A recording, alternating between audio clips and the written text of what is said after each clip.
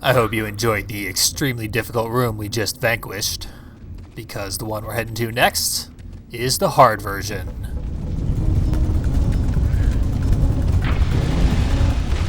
In here we are immediately accosted by two imps. One of them immediately gets his prize.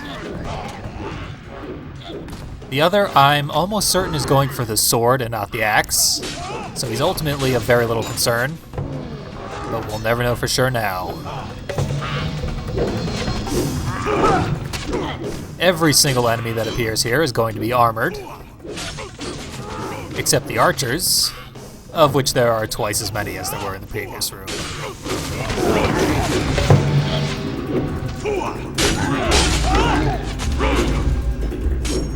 I start with the door alcove because the statues on either side block out the archer fire.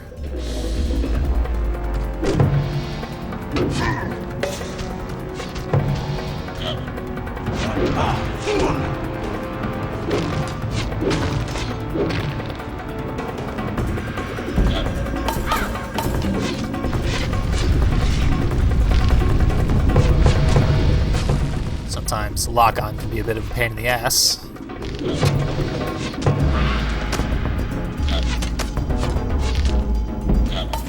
There's half the archers down.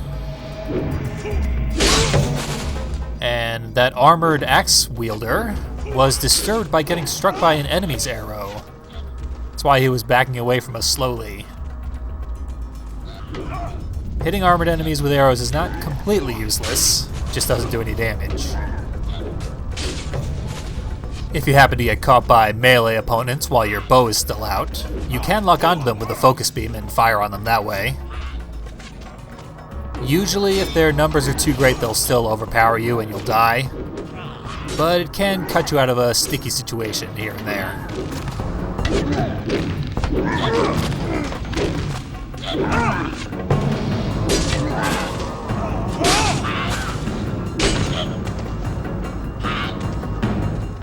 Making pretty good progress, which means it's almost time for the respawns to show up. Right on cue.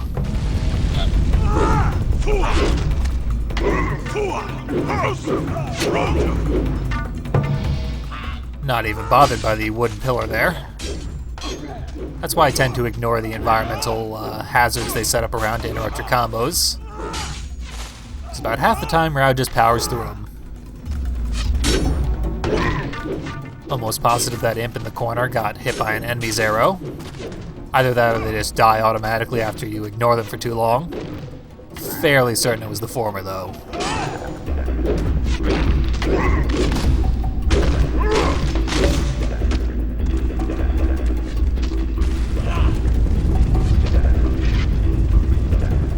While we're temporarily safe from the armored enemies, hit this switch. But of course, wouldn't want to get interrupted by arrows while we're doing so.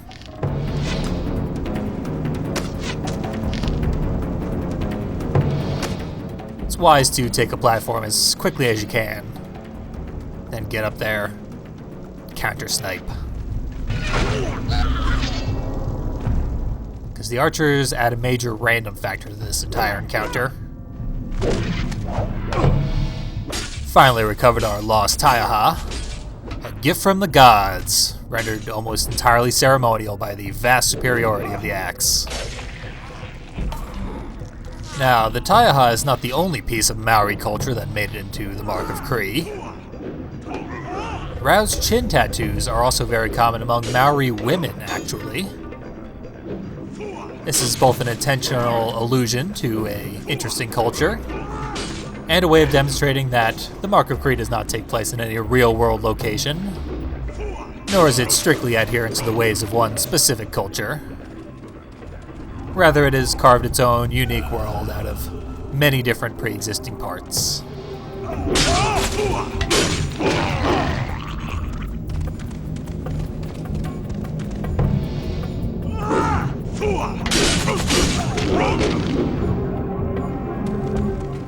Our last enemy is felled very quickly.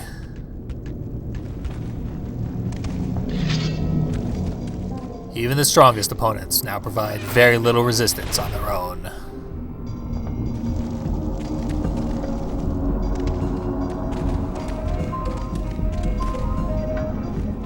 We are another victory closer to facing the Dark One.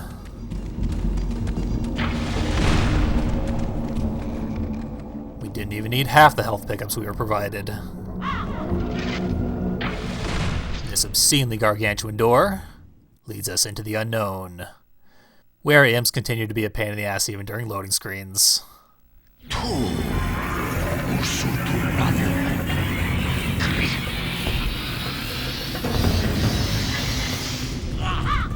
There he is, our most hated foe, torturing our only surviving family member.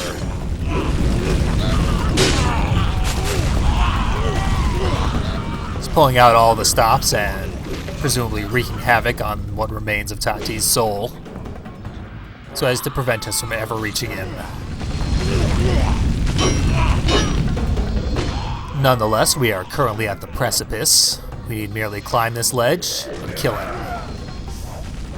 But his personal guard is going to make that as difficult as they can. This is pretty much the only time where it comes into play that Rao sheathes his weapon before climbing over tall ledges. Leaves us unarmed after the enemies knock us down. Normally I like to do a disarm kill there, because it horrifies the surrounding enemies, gives me a chance to pull out my own axe and begin retaliating. But it's very, very hard to do when you're completely surrounded. It seemed there like I killed a dozen guys with a single swing, when in fact the Dark One merely realized that it was futile to have unarmored swordsmen come at us, and unsummon them all.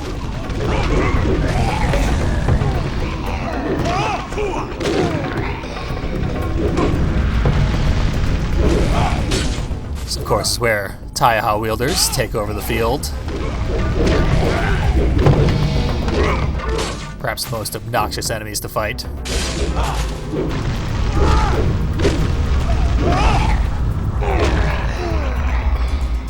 Seemingly numbers work against the enemy when you are holding the axe. It gives you a lot of targets, and that gives you ample opportunity to do every animation in your arsenal. Once you know what all those animations are, have a very solid understanding of who you're going to hit with every press of the button, you can deal a lot of damage very quickly.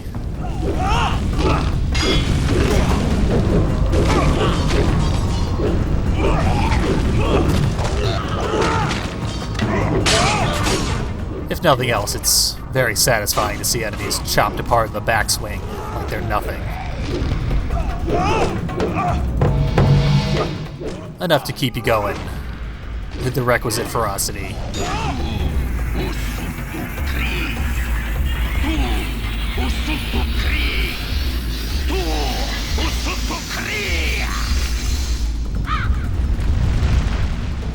Arcane gibberish. I made out the word Kree, which is presumably of some import to the Mark of Kree. Really going out on a limb with that guess.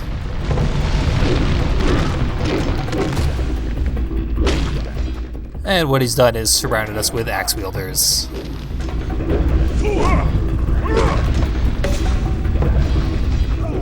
They do a lot of damage, and there's not a lot of health pickups here.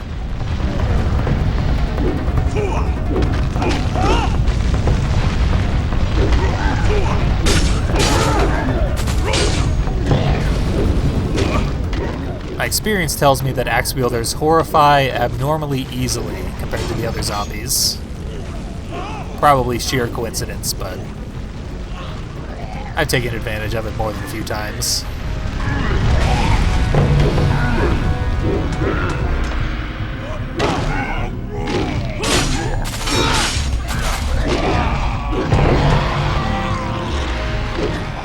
Backswings are very, very valuable when using the axe, because enemies very rarely defend against them when they're in the radius. They simply don't realize that they're in danger until it's far, far too late.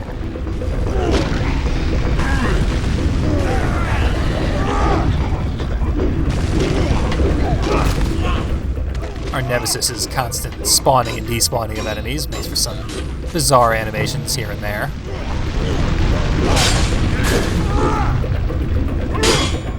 But it also provides quite an absurd challenge. It goes without saying that this is the hardest room in the game. I doubt there's any other time we're faced with this many enemies at once. Considering that this is a fairly early PS2 game, with a lot of effects like the green fog going on, the fact that there's virtually no slowdown with all these characters doing all these actions on screen is simply mind-blowing. Most games these days couldn't handle this much action at once.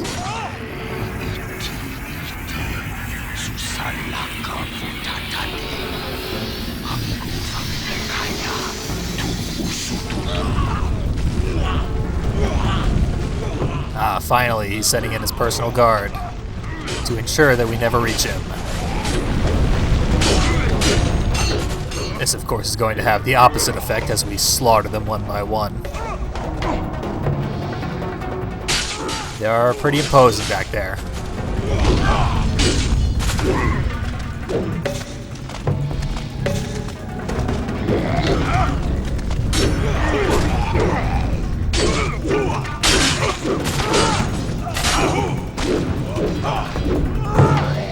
One down. I finally mastered the Fua Usu Fahu combo for the axe, which is useful because it's part of the arena for this level. Those undead Kasai really brutalized me.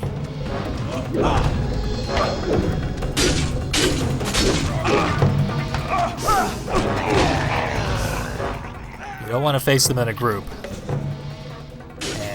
The more enemies you kill, the more likely they are to begin approaching you and joining the fray.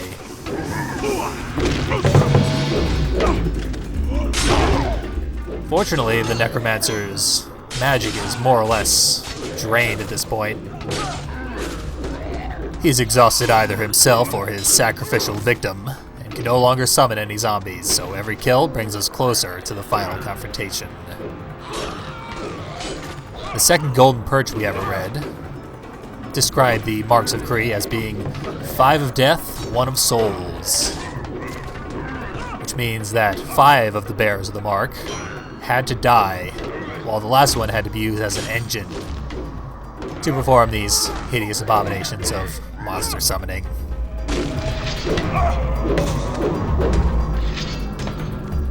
Luckily, it was Tati who bore the Soul's mark.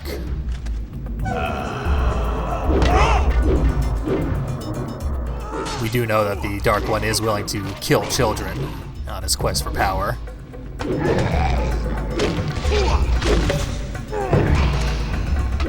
This is our only hope of saving young Tati.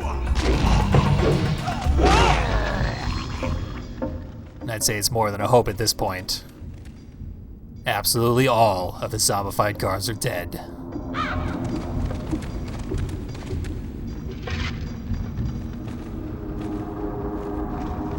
Rao, indeed you are a mighty warrior. Baumusu trained you well. I have been watching you. You and I have many things in common. We both lust after greatness. We both relish the taste of battle.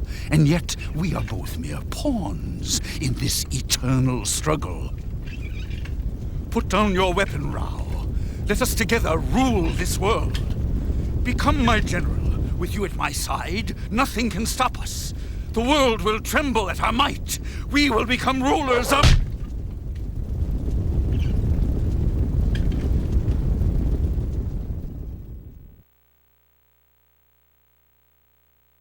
And so, this story draws to an end.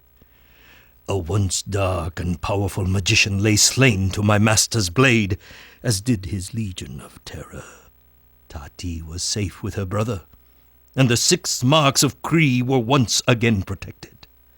In time, my master became known throughout the lands as a great and noble warrior. His adventures were many, and his battles grand. As the oracle had prophesied, Rao did in time become a legend. Indeed, his name was spoken to calm children on stormy nights, and I hear one day he did sit with the gods.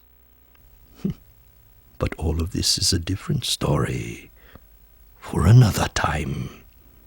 Now I, Kuzo, his servant and chronicler, must move on. Maybe one day I will tell you another tale. Until then, farewell.